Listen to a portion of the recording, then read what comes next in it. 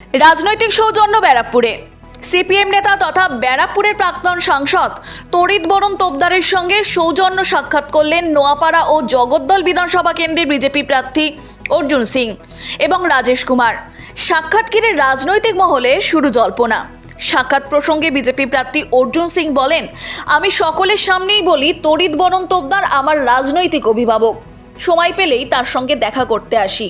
রাজনৈতিক মহলের মতে নির্বাচনকে সামনে রেখে এই সাক্ষাৎ তাৎপর্যপূর্ণ হলেও অর্জুন সিং একে সম্পূর্ণ সৌজন্য সাক্ষাৎ বলেই দাবি করেছেন।